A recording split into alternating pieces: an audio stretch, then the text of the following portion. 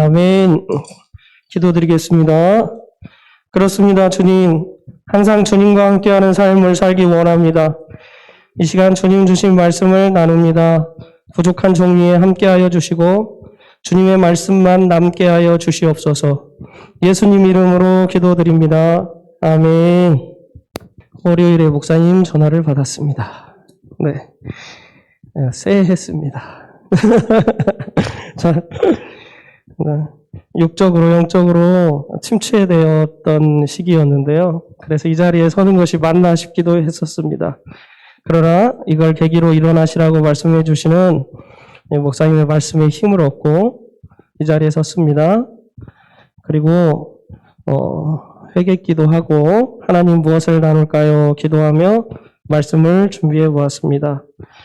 목사님께서 이전에 주신 말씀을 다시 듣고 보고 또 기억되는 말씀을 가지고 묵상하며 하나님께서 깨닫게 하신 것을 나눠보도록 하겠습니다. 우리는 살면서 수많은 갈등을 겪고 그것으로 인해 상처를 받기도 하고 자책하고 낭망하고 절망하기도 합니다. 때로는 여러 가지 힘든 일로 고난이나 고통을 받기도 하고 나의 의지와 관계없이 비난이나 조롱이나 멸시를 당하기도 합니다. 나의 감정의 요동으로 인해 인간관계가 흔들리기도 하고 죄로 인해 하나님과의 관계가 흔들리기도 합니다. 우리는 그때 어떻게 해야 할까요? 그 상황에 갇혀 있지 않고 시편 기자들처럼 하나님을 찾고 구하며 하나님께 부르짖고 그 앞으로 나아가야 합니다. 지난 12일 주일에 목사님께서 말씀을 나눠주신 시편 119편 25절에서 32절의 말씀을 같이 보겠습니다. 119편 25절에서 32절 말씀입니다. 다 함께 같이 읽겠습니다. 내 영혼이 진토에 붙었사오니 주의 말씀대로 나를 살아나게 하소서. 내가 나의 행위를 아뢰매 주께서 내게 응답하셨사오니 주의 율례들을 내게 가르치소서. 나에게 주의 법도들의 길을 깨닫게 하여 주소서. 그리하시면 내가 주의 기이한 일들을 작은 소리로 읊조리리이다. 나의 영혼이 눌림으로 말미암아 녹사오니 주의 말씀대로 나를 세우소서. 거짓 행위를 내게서 떠나게 하시고 주의 법을 내게 은혜로이 베푸소서. 내가 성실한 길을 택하고 주의 규례들을 내 앞에 두었나이다. 내가 주의 증거들에 매달려 싸우니 여호와여 내가 수치를 당하지 말게 하소서. 주께서 내 마음을 넓히시면 내가 주의 계명들의 길로 달려가리이다. 아멘. 목사님께서 이 말씀으로 크게 두 가지의 관계가 무너진 걸 말씀해 주셨습니다. 첫 번째는 인간관계의 무너짐입니다. 26절에 나의 행위라고 하는 것은 역경 속에서 주의 말씀을 붙잡아야 하는데 사람과 사람 사이 관계에서 얽히고 설켜서 좋지 않은 관계를 가지고 있는 것이라고 하셨습니다. 그 행위 때문에 감정의 기복을 보이는 것이라고 하셨습니다. 이것을 회복하기 위해 주의 법도의 길을 깨닫게 해주세요라고 깨닫게 되는 것을 강구하는 것이 중요하다고 하셨습니다. 그러므로 늘 말씀을 붙잡고 생활해야 한다고도 하셨습니다. 두 번째는 하나님과 나 사이의 관계의 무너짐입니다. 29절에 거짓 행위는 하나님을 향한 불순종이라고 하셨습니다. 거짓 행위로 인해 말씀대로 살지 못했구나 자책하고 낭망하고 절망하게 되고 점점 나락으로 떨어지기도 한다고 하셨습니다. 28절에 나의 영혼이 눌림은 영적 눌림으로 슬픔과 비탄으로 곤경에 처한 상황이며 기도도 안 되고 말씀도 안 들어오고 사랑도 안 되며 버림받은 것 같은 밑도 끝도 없는 그런 상태라고 하셨습니다. 그리고 이것은 사단이 속을 뒤집어 놓아서 생긴다고 하셨습니다. 그리고 이것을 회복하기 위해 성실한 길, 곧 진리의 길을 택하고 주의 증거들에 매달려 진리에 딱 붙들려서 하나님을 부인하지 않겠다는 삶의 결단, 말씀을 붙잡고 지속적으로 달려가야겠다는 결단을 해야 한다고 하셨습니다. 곧 다시는 흔들리지 않고 하나님이 기뻐하시는 길을 말씀을 통해 살겠습니다라고 하나님 앞에 나아가야 한다고 하셨습니다. 결국 이런 어려움을 돌파하는 길은 방황하는 것이 아니고 하나님을 찾고 부르짖고 말씀 앞으로 나아가는 것, 하나님의 얼굴을 구하는 것이라고 하셨습니다. 말씀 속에서 답을 찾고 하나님 앞에 은혜와 긍휼을 구해야 한다고 하셨습니다. 그런데 막상 이런 일이 닥치면 돌파의 길로 들어서기가 쉽지 않은 것 같습니다. 저만 안 될 수도 있는데요. 최근에 조금 이런 힘든 일이 있었습니다. 그래서 하나님 힘듭니다. 도와주세요. 어떻게 해야 할까요? 하는 기도의 자리로 나아가는 것이 매우 어려웠습니다. 저는 그랬습니다. 그렇다면 이런 공고한 가운데 놓였을 때 이렇게 오래 방황하지 않고 빨리 돌파하는 길을 택하여 나가려면 어떻게 해야 할까? 이런 생각을 가지고 고민해 보았습니다. 그래서 시편 73편을 한번 같이 보겠습니다. 시편 73편은 아까 찬양 같이 드린 하늘에 닿아도 이 시편 73편을 가지고 지어진 찬양인데요. 자, 나중에 전체를 한번 읽어보시면 좋을 것 같고 2절, 3절 먼저 같이 읽겠습니다. 73편 2절, 3절. 나는 거의 넘어질 뻔하였고 나의 걸음이 미끄러질 뻔하였으니 이는 내가 악인의 형통함을 보고 오만한 자를 질투하였음이로다. 그리고 16절, 17절을 같이 보겠습니다. 내가 어쩌면 이를 알까 하여 생각한즉 그것이 내게 심한 고통이 되었더니 하나님의 성소에 들어갈 때에야 그들의 종말을 내가 깨달았나이다. 그리고 21절부터 28절 끝절까지 같이 읽겠습니다. 내 마음이 산란하며 내 양심이 찔렸나이다. 내가 이같이 우매무지함으로 주 앞에 짐승이 오나 내가 항상 주와 함께하니 주께서 내 오른손을 붙드셨나이다. 주의 교훈으로 나를 인도하시고 후에는 영광으로 나를 영접하시리니 하늘에서는 주 외에 누가 내게 있으리요 땅에서는 주밖에 내가 사모할 리 없나이다. 내 육체와 마음은 쇠약하나 하나님은 내 마음의 반석이시요 영원한 분깃이시라. 하나님께 가까이 함이 내게 음녀같이 주를 떠난 자를 주께서 다 멸하셨나이다. 하나님께 가까이 함이 내게 복이라. 내가 주 여호와를 나의 피난처로 삼아 주의 모든 행적을 전파하리이다. 아멘. 제가 말씀을 준비하면서 시편 73편을 다시 보는데요. 근데 23절에 내가 항상 주와 함께하니 라는 말씀에 눈이 갔습니다. 73편 말씀은 아삽의 시인데 아삽은 항상 주와 함께 하였다는 것입니다. 그렇습니다. 우리는 어려울 때 그때만 주님을 찾는 것이 아니라 항상 주와 함께 하고 있어야 합니다. 그리고 목사님께서 말씀하셨듯 늘 말씀을 붙잡고 생활해야 합니다. 또한 사단이 속을 뒤집어 놓지 못하게 해야 합니다. 아까 나눴던 말씀으로 잠시 돌아가면 목사님께서 영적 눌림은 사단이 속을 뒤집어 놓아서 생긴다고 했습니다.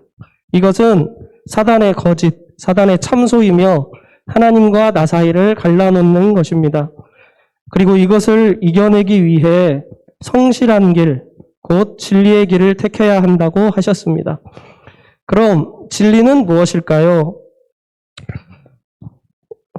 4월경에 에베소서 말씀을 나누면서 목사님께서 진리의 허리띠에 대해 말씀하실 때 사단의 속임수를 이기는 것이 진리라고 말씀하셨습니다. 진리는 사단의 속임수를 이긴다고 하셨습니다. 그때 여러 예시 말씀을 주셨는데 요한복음 8장 32절을 한 개 같이 보시면 8장 32절에 제가 그냥 읽겠습니다. 진리를 알지니 진리가 너희를 자유롭게 하리라 라고 말씀하고 있습니다.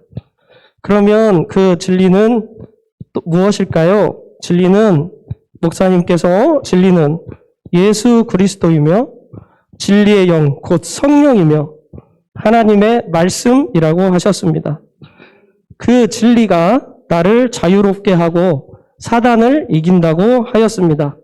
따라서 우리는 평상시 진리에 속해 있어야 합니다. 그러면 진리에 속해 있으려면 어떻게 해야 할까요? 요한복음 18장 37절에 무릇 진리에 속한 자는 내 음성을 듣느니라 라고 말씀하고 있습니다. 내 음성을 듣는다고 했습니다. 예수님의 음성, 하나님의 음성, 곧 말씀을 듣는 것입니다. 예배 드리는 것입니다. 기도하는 것입니다. 하나님과 교제하는 것입니다. 결국 오래 방황하지 않고 빨리 돌파하려면 매일의 내 삶에 예배가 회복되어야 한다고 생각합니다. 물론 우리 인자하신 하나님은 어려움이 닥칠 때 우리의 부르짖음을 외면치 않으시고 들어주시는 분이십니다.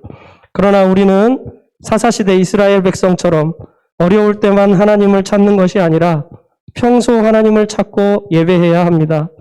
하나님께서 하신 일을 기억하고 감사하며 경배하고 말씀을 읽고 묵상하고 기도해야 합니다. 그리고 목사님께서 말씀해 주신 것처럼 예배와 삶 가운데 하나님과의 인격적 만남이 있어야 합니다.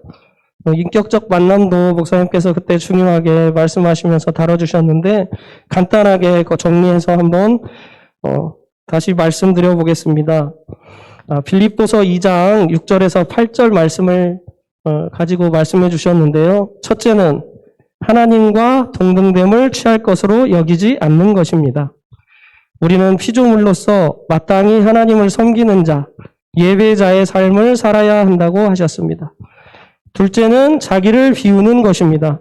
내가 없어야 하며 자아와 자유의지를 비우고 하나님을 온전히 사랑하는 자로 사랑하는 삶을 살아야 한다고 하셨습니다. 그러시면서 아담은 마귀에게 미혹을 받아 자기가 생겨났다고 하셨습니다. 셋째는 자기를 낮추고 죽기까지 복종하는 것입니다. 갈라디아서 2장 20절 말씀에 그런즉 이제는 내가 사는 것이 아니요 오직 내 안에 그리스도께서 사시는 것이라. 이 말씀을 인용하시며 절대적으로 예수님만을 위해서 사는 것, 말씀으로 살아가는 것, 하나님 나라와 의를 위하여 사는 것이라고 하셨습니다. 마음으로 이 세 가지를 고백할 수 있고 열매를 보일 수 있는 것이 인격적 만남이라고 하셨습니다. 그리고 인격적 만남을 소유해야 구원받고 사단을 이기고 첫사람 아담의 하나님과의 교제가 회복된다고 하셨습니다. 우리는 매일의 삶 가운데 예배로 교제하고 말씀을 구하며 하나님을 경외하는 삶을 살아야 합니다. 인격적 만남이 있어야 합니다. 그리고 목사님 말씀대로 지속하여 계속 달려가야 합니다.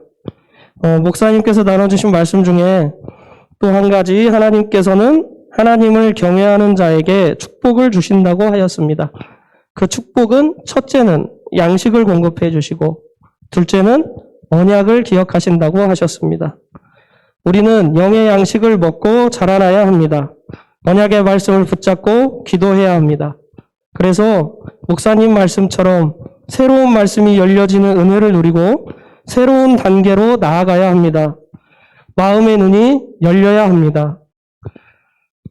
말씀을 준비하면서 저를 빗대서 이런 생각을 해봤습니다.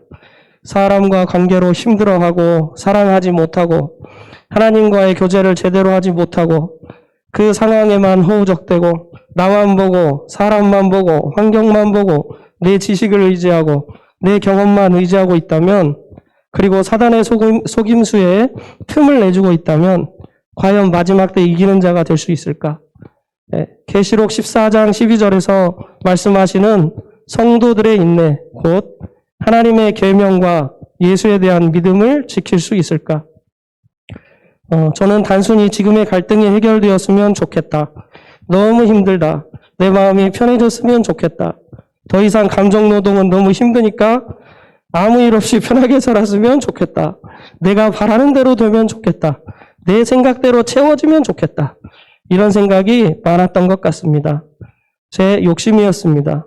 그러나 그것이 아님을 다시 한번 깨닫고 회개합니다. 사단의 미혹에 흔들리지 않고 이웃을 사랑하며 하나님과의 관계가 끊어지지 않고 계속 친밀하게 유지하기 위하여 하나님을 찾는 것입니다. 그렇게 하나님을 찾을 때 나의 믿음과 신앙이 한 단계 성숙되고 하나님께서 새로운 말씀과 새로운 영역으로 나를 인도하여 주실 것입니다. 소위 나의 삶의 형통함, 그것은 물론 중요합니다. 그러나 그것은 하나님을 찾을 때 하나님께서 나에게 주시는 복이지 나의 목적이 되면 안 된다고 생각합니다. 나의 목적은 하나님의 얼굴을 구하는 것이어야 합니다. 그럴 때 그 고난이 나에게 유익한 것이 되며 예수님께 더 강하게 붙어 있게 되고 이기는 자로 장성해 갈 수 있을 것입니다. 그리고 하나님의 때 예수의 이름으로 사명을 감당해 나갈 때 핍박과 조롱과 무식 가운데 낭망하지 않고 주님을 바라보며 이루실 일을 끊임없이 기대하고 기도하고 선포하며 나갈 수 있는 신부의 사명을 감당할 수 있을 것입니다. 우리는 사람이나 상황에 영향을 받는 자가 아니라 반대로 선한 영향력을 행하는 자, 복음을 전파하는 자가 되어야 합니다. 세상의 빛과 소금이 되어야 합니다. 일어나 빛을 발하는 자가 되어야 합니다. 마침내 추수하는 자가 되어야 합니다. 잠언 4장 23절 말씀에 모든 지킬 만한 것 중에 더욱 내 마음을 지키라. 생명의 근원이 이에서 남이니라. 라고 말씀하고 있습니다. 목사님께서 다윗은 그 마음의 중심이 하나님께만 향해 있으며 흔들리지 않은 사람이라고 말씀하셨던 것이 기억납니다. 우리도 다윗처럼 우리 마음의 중심이 늘 하나님께 향해 있기를 축복합니다. 마지막으로 시편 147편을 함께 보겠습니다. 비준비하시니 찬양. 네. 11절 먼저 볼게요. 시편 147편 11절. 여호와는 자기를 경외하는 자들과 그의 인자하심을 바라는 자들을 기뻐하시는도다. 그리고 18절부터 20절까지 같이 읽겠습니다. 그의 말씀을 보내사 그것들을 녹이시고 바람을 불게 하신즉 물이 흐르는도다. 그가 그의 말씀을 야곱에게 보이시며 그의 율례와 규례를 이스라엘에게 보이시는도다. 그는 어느 민족에게도 이와 같이 행하지 아니하셨나니 그들은 그의 법도를 알지 못하였도다. 할렐루야. 아멘. 이스라엘은 하나님의 법도를 알았습니다. 그래서 그의 율례와 규례를 이스라엘에게 보이십니다. 우리도 하나님의 법도를 알아야 합니다. 말씀을 알아야 합니다. 말씀 앞에 나아가야 합니다. 우리에게도 동일하게 말씀을 보내주시고 바람을 불게 하시고 물이 흐르게 하실 주님을 찬양합니다. 아멘. 제가 간혹 저녁에 이 찬양을 틀어놓고 기도하기도 하고요.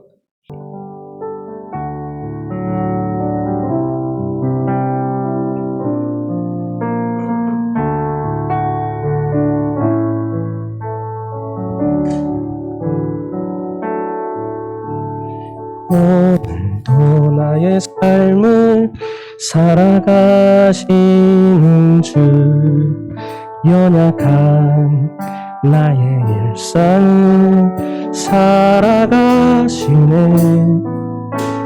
내가 산 것은 오직 주를 위한 것, 나의 삶의 주인 오직 예수. 오늘도 나의 삶을 살아가시는 주, 연약한 나의 일상을 살아가시네. 내가 사는 것은 오직 주를 위한 것, 나의 삶의 주인 오직 예수.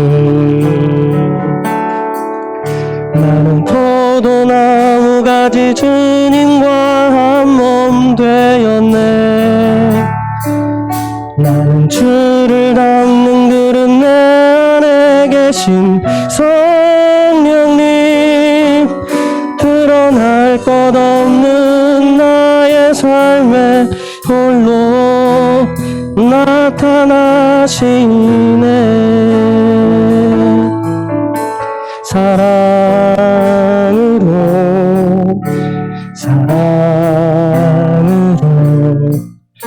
오늘 하루를 사셨네.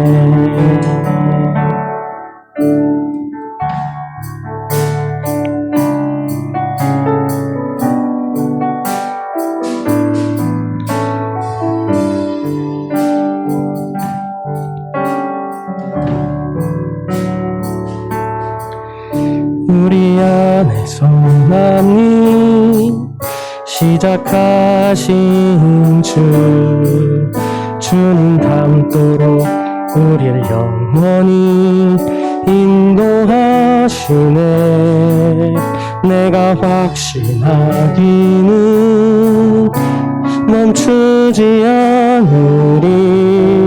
홀로 영광 받으실 그날까지. 나는 포도나무 가지 주님과 한 몸 되었네.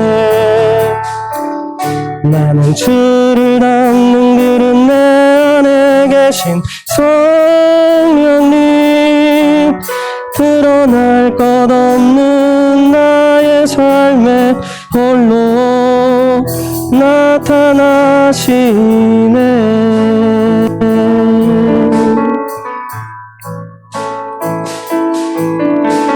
사랑으로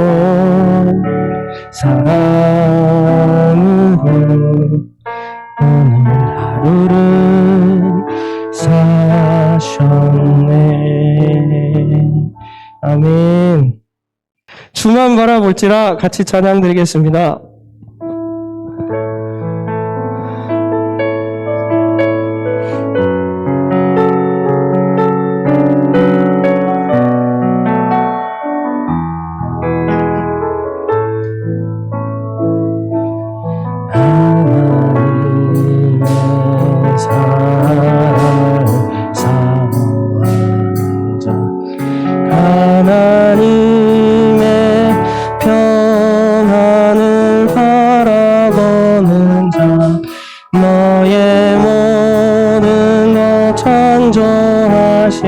우리 주님, 너를 얼마나 사랑하시는지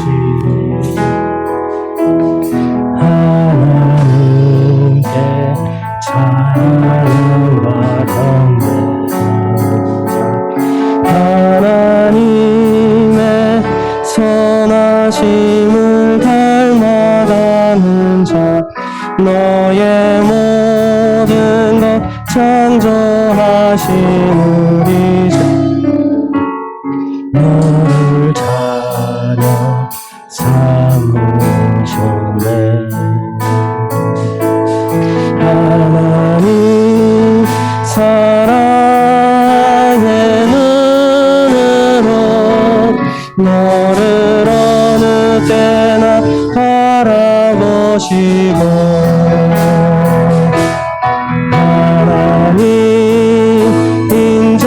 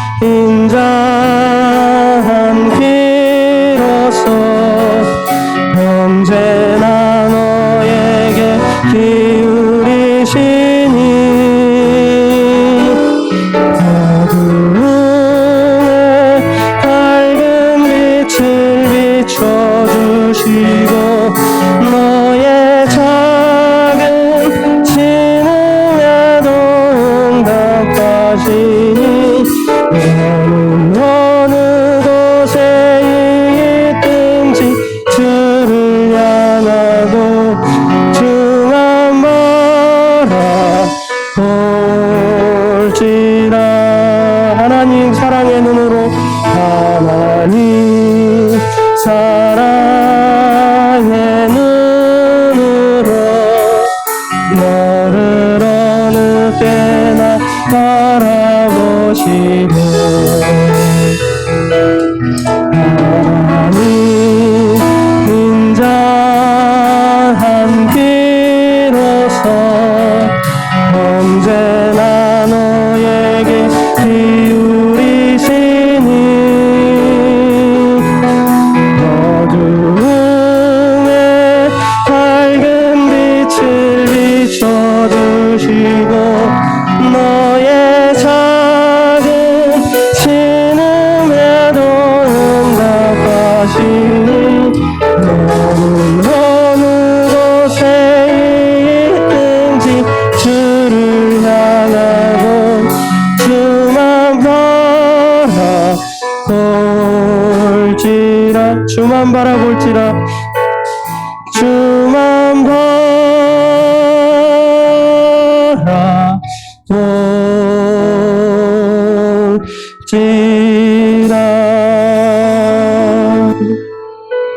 아멘. 주님 감사합니다.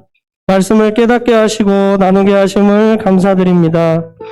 우리가 어둠 가운데 있을 때 빨리 돌이켜 하나님의 얼굴을 구하고 다시 살아나며 더 성숙하게 하여 주시옵소서. 우리가 매일의 삶 속에서 하나님을 찬양하고 경배하며 예배의 자리로 나아가게 하여 주시옵소서. 말씀을 사모하며 마음의 눈이 열려 깨닫게 하여 주시옵소서. 하나님의 사랑을 사모하며 언제나 나를 바라보시고 나에게 귀 기울이시는 주만 바라보는 우리의 모습이 되게 하여 주시옵소서. 모든 영광을 주님 홀로 받으시오며 살아계신 예수 그리스도 이름으로 기도드립니다. 아멘.